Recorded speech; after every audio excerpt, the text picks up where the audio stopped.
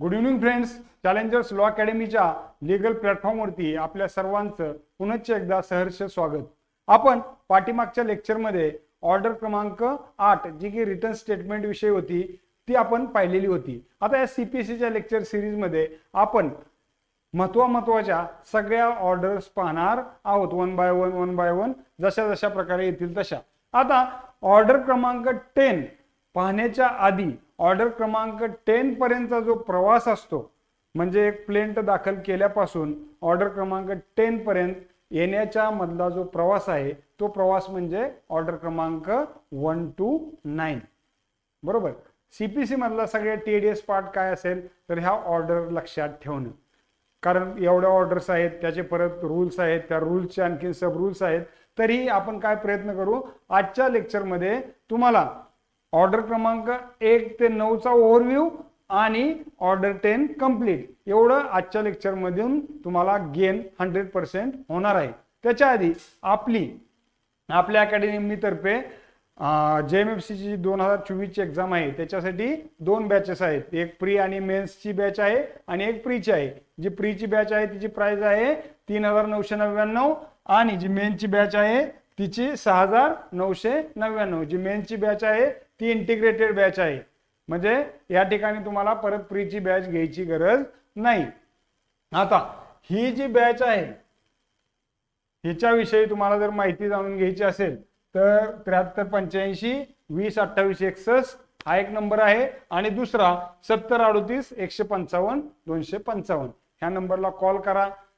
आपल्या लेक्चरच्या डिस्क्रिप्शन मध्ये ह्या ॲपची लिंक दिलेली आहे, आपल्या टेलिग्राम चॅनलची लिंक दिलेली आहे. टेलिग्राम चॅनल जॉईन करा आणि ॲप डाउनलोड करा. त्याच्यामध्ये तुम्हाला डेमो लेक्चर्सही बघण्यासाठी फ्री ऑफ कॉस्ट उपलब्ध आहेत. जर लेक्चर्स आवडले तर नक्की परचेस करण्याचा विचार करू शकता. आता ज्या वेळेस आपण एखादा सूट दाखल होतो बघा, बरोबर, एखादा सूट सिव्हिल सूट दाखल होतो आणि त्या सिव्हिल सूट मध्ये जनरली काय असतं, सगळ्यात प्राइम रिक्वायरमेंट काय आहे की त्या सिव्हिल सूट मध्ये 2 पार्टीज असणं मस्ट आहे. त्या पार्टीज कोण कोण असतात, एक असतो प्लेंटिफ जो काय करतो, सूट दाखल करतो आणि ह्याला सूट कोणाच्या तरी विरोधात करायचा असतो. तो कोण असतो, डिफेंडंट. म्हणजे कोणताही दावा दाखल करण्यासाठी मोस्ट इम्पॉर्टंट कंडिशन काय आहे, सगळ्यात पहिली की काहीतरी कॉज ऑफ ऍक्शन झालेला असावा आणि त्या कॉज ऑफ ऍक्शन मुळे ह्या अशा प्रकारच्या 2 पार्टीज त्या ठिकाणी असल्या पाहिजेत. मग ह्या सूट मध्ये आता समजा हा प्लेंटिफ आणि हे डिफेंडंट, पण कधी कधी काय होतं की त्यावेळेस एका प्लेंटिफच्या ऐवजी एकापेक्षा जास्त प्लेंटिफ असतात, एका डिफेंडंटच्या ऐवजी एकापेक्षा जास्त डिफेंडंट असतात की ज्या त्या कॉज ऑफ ऍक्शन की मध्ये इन्व्हॉल्व असतात किंवा त्यामध्ये न्याय मिळण्याच्या दृष्टीने त्या पार्टीज असणं त्याच्यामध्ये गरजेचं असतं. मग आता ह्या डिफेंडंटची संख्या एकापेक्षा जास्त असू शकते. मग कधी कधी त्याच्यामध्ये proper parties, necessary parties, joinder, miss joinder ह्या सगळ्या संज्ञा आपण ऐकलेल्या आहेत आणि ह्या सगळ्यांचंच विश्लेषण आपल्याला कुठे दिलेलं आहे, ऑर्डर क्रमांक 1 मध्ये, पार्टीज टू द सूट. मग बघा, एक सूट दाखल होण्यासाठी सगळ्यात महत्वाची गोष्ट काय की त्या 2 व्यक्ती एकमेकाच्या अपोजिट पाहिजेत, सगळ्यात प्राइम रिक्वायरमेंट, आणि कॉज ऑफ ऍक्शन पाहिजे. मग आता ऑर्डर क्रमांक 1 मध्ये आपल्या पार्टीज ठरल्या की एक प्लेंटिफ, डिफेंडंट किंवा एकापेक्षा जास्त प्लेंटिफ, एकापेक्षा जास्त डिफेंडंट, ह्या गोष्टी ठरल्या. मग आता याच्यामध्ये एखादे डिफेंडंट जर नाही जॉईन केला जो असायला पाहिजे होता किंवा एखादा रिक्वायर्ड प्लेंटिफ नाही जॉईन केला तर त्याचे काय कॉन्सिक्वेन्सेस असतील, ह्या सगळ्याची चर्चा कुठे केली आहे, ऑर्डर 1 मध्ये केलेली आहे. आता ऑर्डर 1 नंतर आणखीन महत्वाची गोष्ट काय असते कोणत्याही दाव्यामध्ये, तर काहीतरी रिलीफ त्या व्यक्तींना कोर्टाकडून हवा असतो, त्यांचा काहीतरी क्लेम हवा असतो. मग आपलं एक सूत्र आहे बघा, ज्या वेळेस आपण कोणताही दावा दाखल करू त्यावेळेस आपण जेवढ्या काही गोष्टी आपल्या अगेन्स्ट मध्ये झालेल्या आहेत किंवा जेवढ्यांचा आपण क्लेम करू शकतो त्या सगळ्यांचा सरसकट एकाच दाव्यामध्ये आपण क्लेम केला पाहिजे. म्हणजे आपला क्लेम कसा पाहिजे, होल क्लेम पाहिजे. मग हा क्लेम कसा असावा, हा क्लेम आपण स्प्लिट करू शकतो का, किंवा एखादा पार्ट आपण यातून जर स्प्लिट केला तर त्याचे काय कॉन्सिक्वेन्सेस होतील, हे सगळं आपल्याला कुठं सांगितलेलं आहे, ऑर्डर क्रमांक 2 मध्ये. काय टायटल आहे याचं, ऑर्डर क्रमांक 2चं फ्रेम ऑफ सूट. बरोबर. ऑर्डर क्रमांक 1 समजली, 2 समजली. समजली इन सेन्स काय, तुम्हाला सगळेच रूल्स मी सांगितलेत का, नाही, परंतु ऍटलिस्ट की ती ऑर्डर कशाबद्दल आहे इथपर्यंत तरी समजलं असावं. ऑर्डर 1 झाली, ऑर्डर 2 झाली.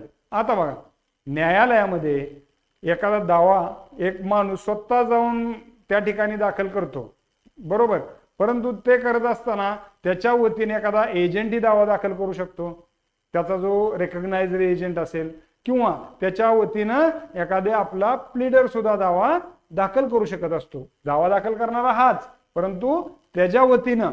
मग अशा ज्या प्लीडरची ज्या ठिकाणी प्रोव्हिजन आहे, किंवा त्या व्यक्ती व्यतिरिक्त on his behalf other agent जो दावा दाखल करू शकतो, किंवा एखादा वकील आपण त्या ठिकाणी वकील पत्र देऊन नेमत असतो, तर ह्या सगळ्यांच्या प्रोव्हिजन्स कुठे दिले आहेत, ऑर्डर क्रमांक 3 मध्ये.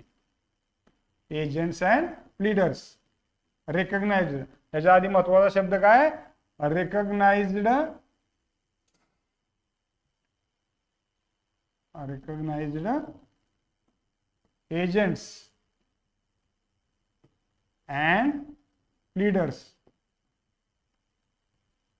बघा, आता सगळ्यात पहिल्यांदा आपण काय बघितलं, ऑर्डर क्रमांक 1 मध्ये पार्टीज बघितल्या, ऑर्डर क्रमांक 2 मध्ये क्लेम कसा मागायचा, होल क्लेम असला पाहिजे, स्प्लिटिंगचं काय ते पाहिलं.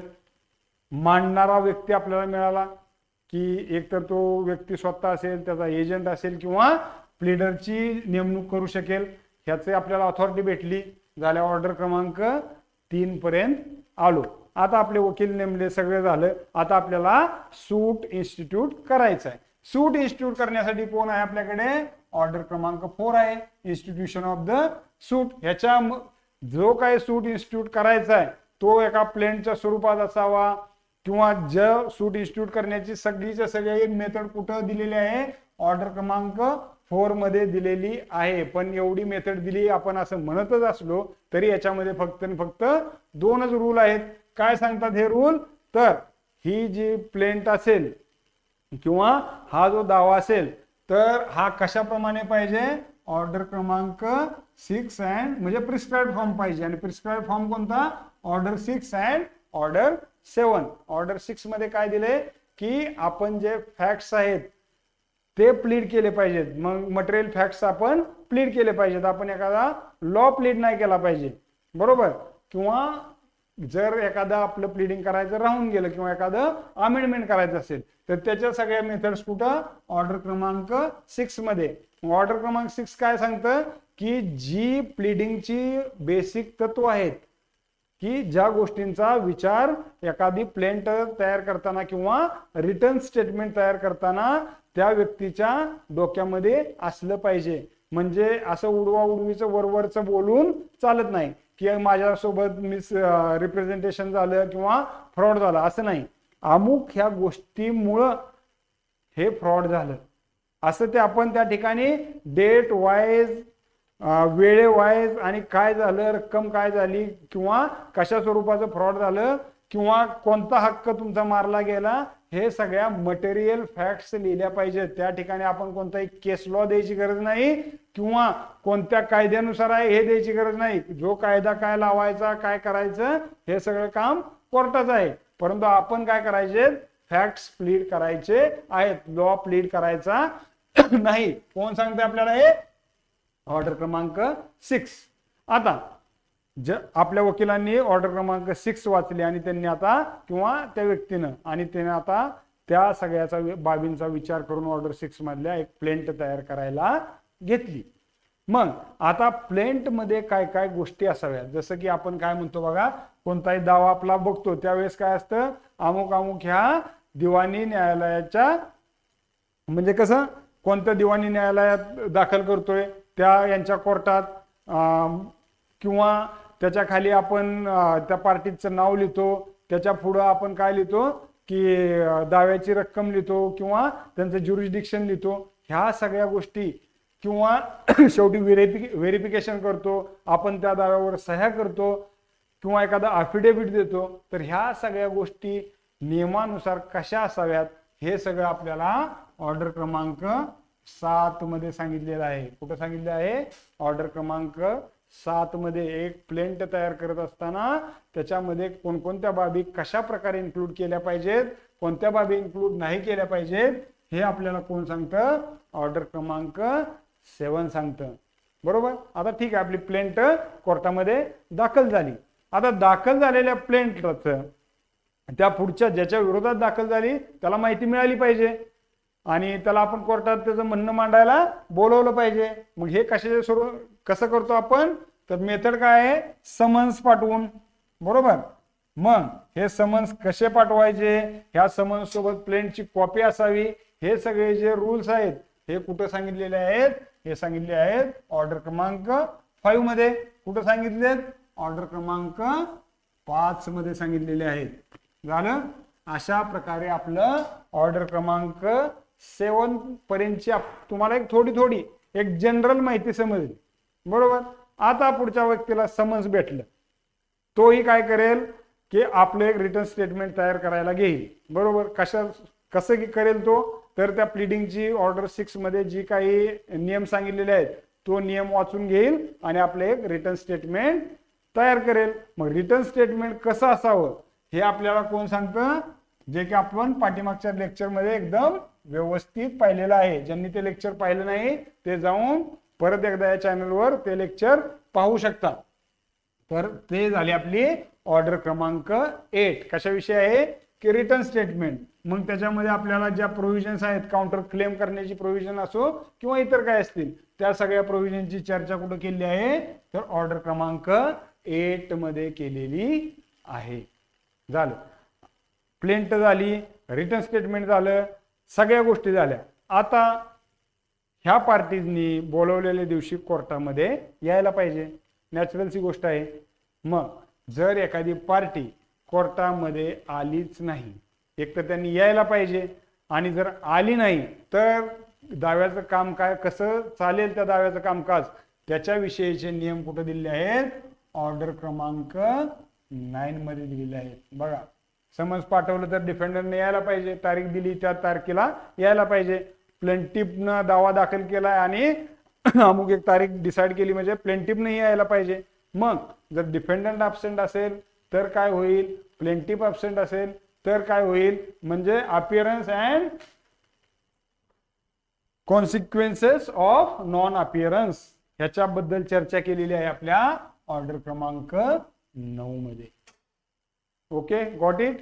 तर अशा प्रकारे आपण दोन्ही पार्टीजला कोर्टामध्ये आणण्यापर्यंत कामकाज किंवा त्यांनी न आलं तर काय होईल इथपर्यंतच्या गोष्टी पाहिल्या. आता आपण डायरेक्टली कोर्टरूमच्या आतमध्ये प्रवेश करत आहोत. कोर्टरूम मध्ये प्रवेश करण्यासाठी आपली पहिली ऑर्डर कोणती आहे?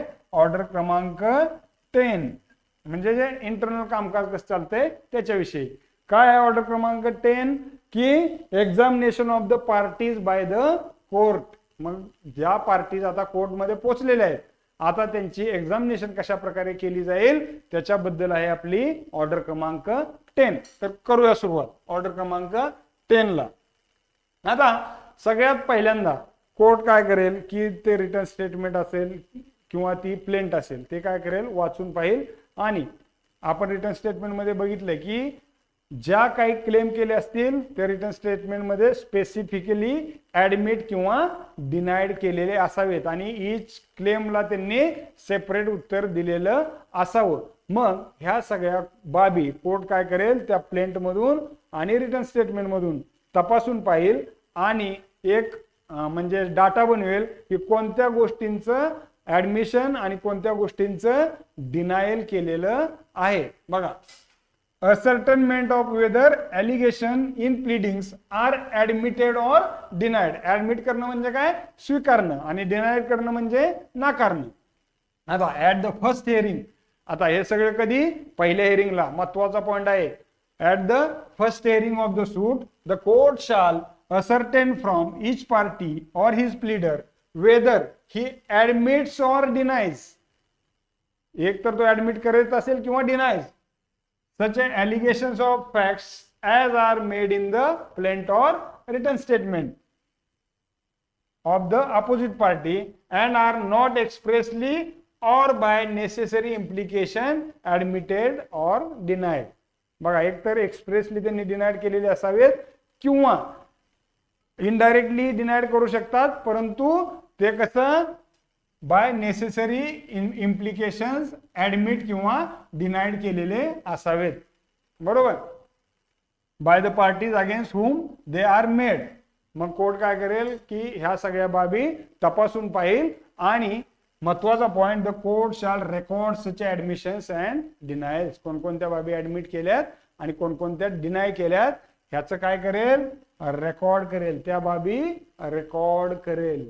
ओके, ही झाली आपला रूल क्रमांक 1. रूल क्रमांक 1 एवढाच आहे, परंतु ज्यावेळेस 1999 साली सीपीसी मध्ये अमेंडमेंट आल्या, कोणत्या ऍक्टच्या स्वरूपात आल्या, 46 ऍक्ट ऑफ, म्हणजे 99चा 46. मग त्याच्यामध्ये काय अमेंडमेंट आली की त्या ठिकाणी आपण काय आणलं, एक पद्धत आणली, एडीआर मोड, अल्टरनेटिव्ह डिस्प्यूट रेझोल्युशन.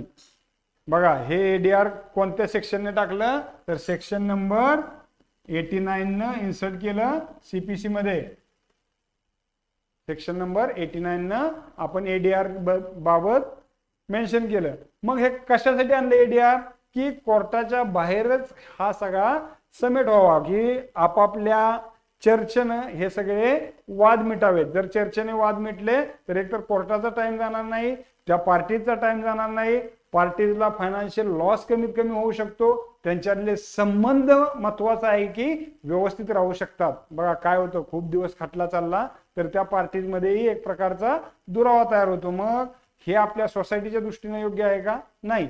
मग जर हे वाद थोडक्यात मिटले तर ते सोसायटीसाठी कधीही चांगलं, म्हणून काय आणलं आपण, अल्टरनेटिव्ह डिस्प्यूट रेझोल्युशन हा प्रकार आणला. मग याच्यामध्ये लोक अदालत असतील किंवा आपलं आर्बिट्रेशन असेल, कॉन्सिलेशन असेल, ह्या सगळ्या ज्या मेथड्स आहेत, ह्या सगळ्या मेथड्स एडीआर मध्ये आणल्या गेल्या आहेत. त्याच्यावर आपण ज्यावेळेस सेक्शन कोणता 89 येईल त्यावेळेस आपण चर्चा करूच. पण इथं काय आहे, त्याच वेळेस हा रूल ही इथं इन्सर्ट केला गेला. काय रूल आहे, 1A, direction of court to opt for any one mode of alternative dispute resolution. म्हणजे एकाच वेळी सगळ्या मोडला नाही, ह्या ज्या अल्टरनेटिव्ह डिस्प्यूट रेझोल्युशन मध्ये जेवढे काय आर्बिट्रेशनचं असेल, कॉन्सिलेशनचं असेल, यापैकी एकाकडे कोर्ट काय करतं, त्यांना जर असं घडू शकत असेल तर ऑप्ट करण्याची त्यांना संधी देतं.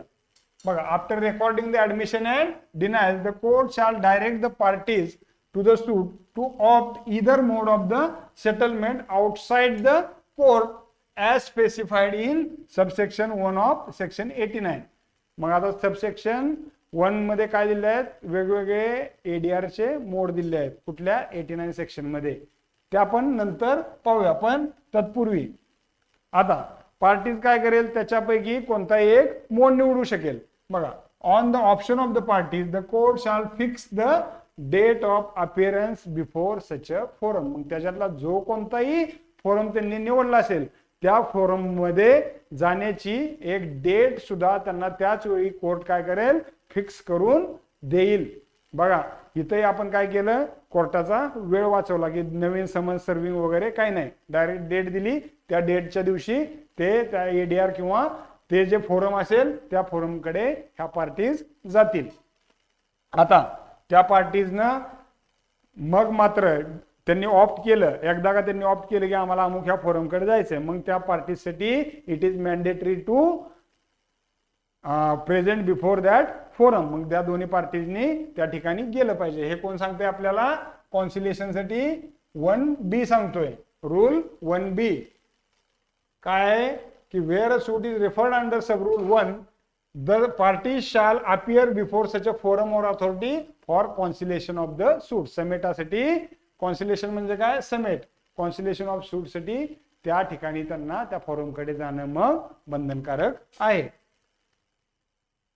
आता ज्या वेळेस तो कॉन्सिलेटर किंवा ते जे फोरम असेल आणि त्या फोरमच्या लक्षात येतं की हा वाद काही सहजासहजी मिटण्यासारखा नाही, या ठिकाणी ड्यू कोर्ट प्रोसिजर्स चालल्या पाहिजेत, त्यावेळेसच जो काही जस्टिस असेल तो घडू शकेल.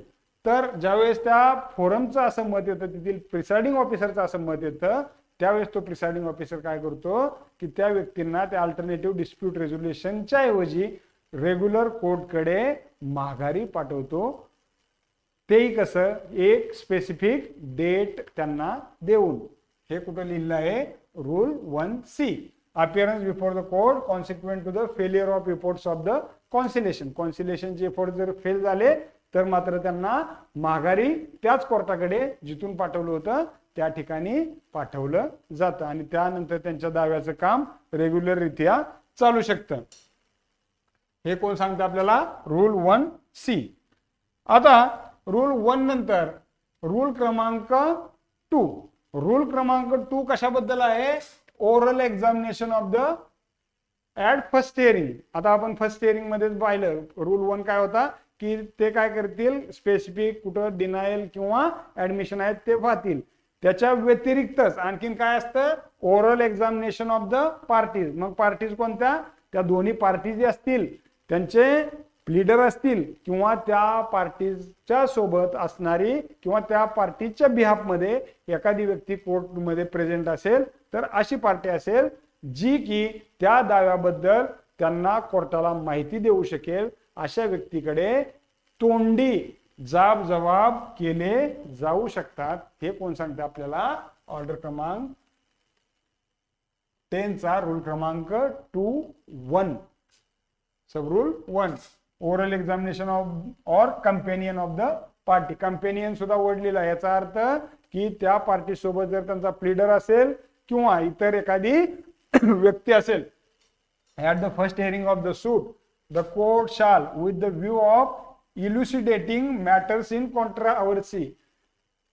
अधिक स्पष्टता आणण्यासाठी जो मॅटर आहे कॉन्ट्रावर्सी मध्ये त्याचा एक्झामिन करण्यासाठी orally examine such a parties to the suit appearing in person or present in the court at it deems fit. म्हणजे असं जरुरी नाही की सगळ्यांना विचारलेलं पाहिजे, जे कोर्टाला योग्य वाटेल त्याच्याकडे कोर्ट माहिती विचारू शकतं. Next, may orally examine any person able to answer any material question relating to the suit by whom any party appearing in person or present in court or his pleader is accompanied. मग त्या दाव्याविषयी इतर कोणतीही व्यक्ती त्या ठिकाणी उपलब्ध असलेली म्हणजे त्यांच्यासोबत त्या ठिकाणी अवेलेबल असलेल्या व्यक्तीकडे सुद्धा ओरल एक्झामिनेशन करून माहिती घेऊन त्या दाव्याची स्पष्टता घेण्यासाठी ओरल एक्झामिनेशन केली जाऊ शकते.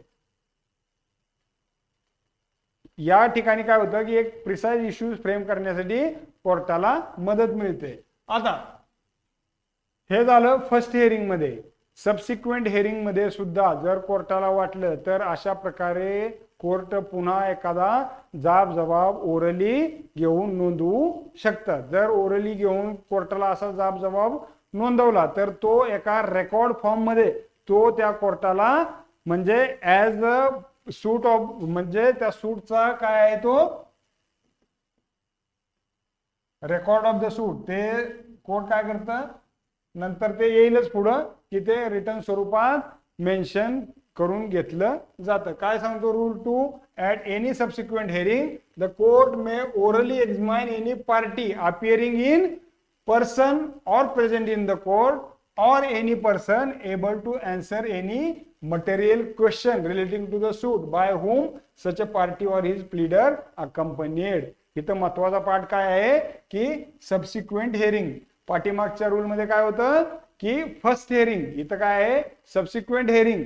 आणि the court may if things fit put the course of examination under this rule question suggested by either party.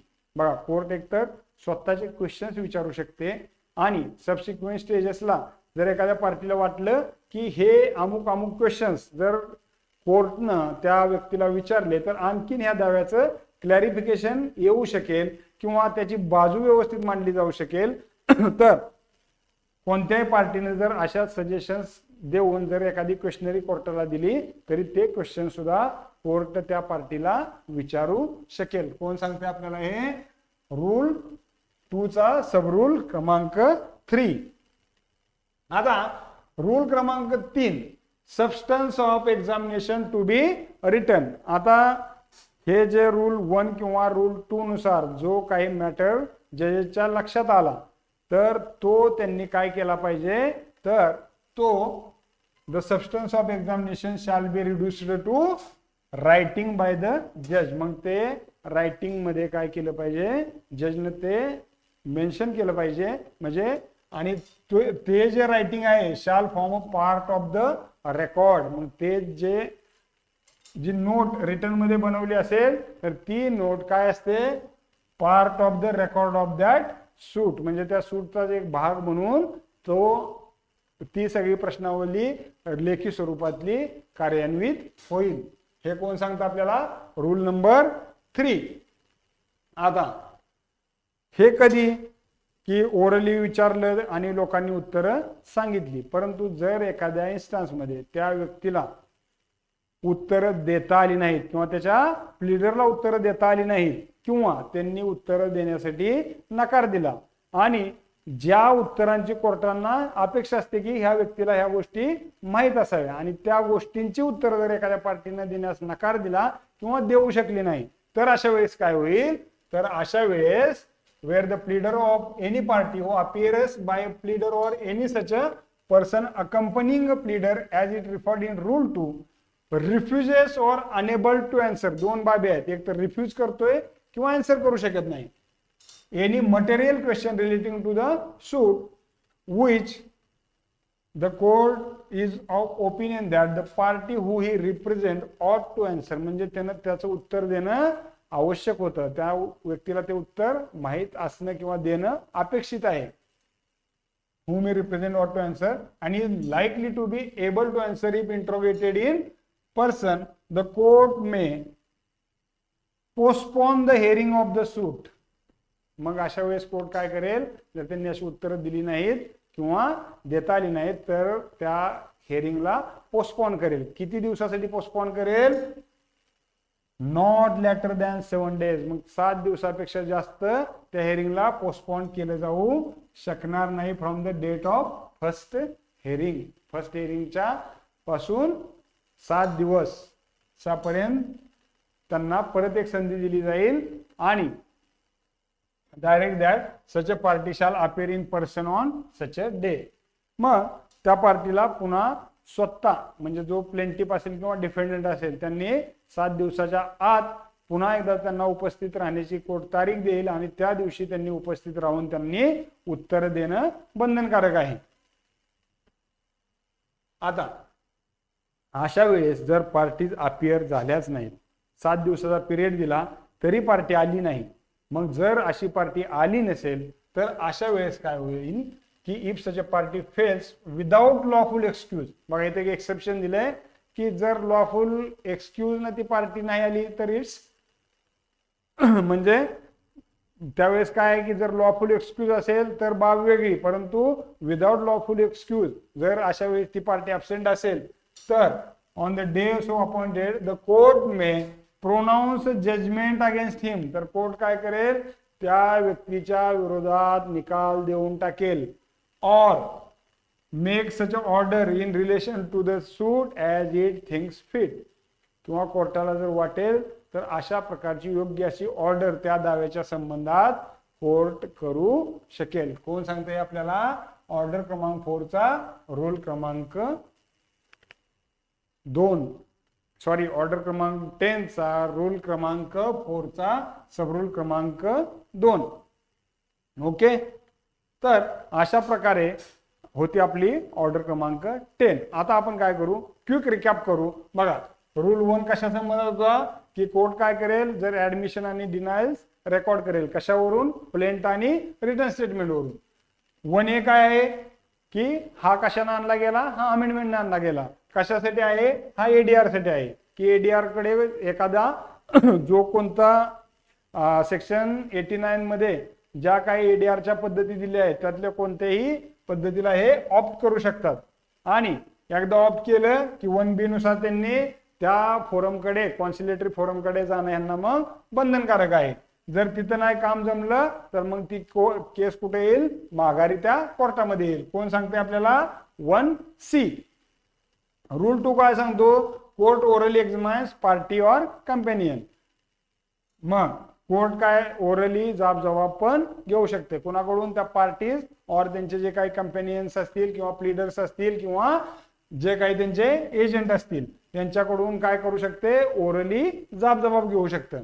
Next काय आहे की ह्या दोन्ही गोष्टी रूल 1 आणि रूल 2 नुसार ज्या काही गोष्टी असर्टेन झालेल्या आहेत त्यांचं त्यांनी काय केलं पाहिजे, जजनं एक रिटर्न रेकॉर्ड त्याचं बनवलं पाहिजे. एक रिटर्न रेकॉर्ड मध्ये ते रिटर्न फॉर्म मध्ये जजने एक ते अशा प्रकारचं रिटर्न स्टेटमेंट बनवलं पाहिजे. नेक्स्ट काय आहे, रूल 4, जर अशा पार्टीज नी उत्तर ओरली देण्यास नकार दिला, ज्या गोष्टी त्यांनी जे उत्तर देणं गरजेचं होतं अशा गोष्टी उत्तर देण्यास नकार दिला, तर अशा वेळेस कोर्ट काय करेल, त्यांना 7 दिवसापेक्षा जास्त नसेल एवढी मुदत देऊन त्यांना पुन्हा एकदा कोर्टामध्ये उपस्थित राहण्याची संधी देईल. आणि अशा रीतीने ते जर आले नाहीत तर मात्र त्यांच्या अगेन्स्ट मध्ये जजमेंट किंवा जी कोर्टाला ऑर्डर व्यवस्थित वाटते अशा प्रकारची ऑर्डर त्या दाव्याविषयी कोर्ट करू शकेल. तर अशा प्रकारे हा होता आपला ऑर्डर क्रमांक 10. आणि अशाच प्रकारे तुम्हाला संपूर्ण CPC एकदम व्यवस्थित पद्धतीने शिकायचं असेल किंवा JMFC ह्याच प्रयत्नात काढायचे असेल तर ही बॅच तुम्ही घ्या. तिथं कोणत्याही प्रकारे शॉर्टकट मारला जाणार नाही एवढ्याची मी तुम्हाला गॅरंटी देतो. तुम्हाला प्रत्येक बेअर ऍक्टचा शब्द न शब्द समजून सांगितला जाईल. आणि ज्यावेळेस तुम्ही बेअर ऍक्ट नुसार सगळं समजून घ्याल, हेच तुम्हाला मी 4 वाक्यामध्ये पण सांगू शकलो असतो, परंतु बेअर ऍक्ट मध्ये दिलेला प्रत्येक शब्द न शब्द महत्वाचा असतो. म्हणून अशा रीतीने एकदाच जाणून घ्या, मग तुम्हाला पुन्हा पुन्हा कुठेच बॅचेस लावण्याची गरज पडणार नाही. जर लेक्चर आवडलं असेल तर चॅनलला सबस्क्राईब करा, एक लाईक करा एवढी विनंती. आणि आता तोपर्यंत इथंच थांबूया, पुन्हा भेटूया एका नवीन ऑर्डरसह.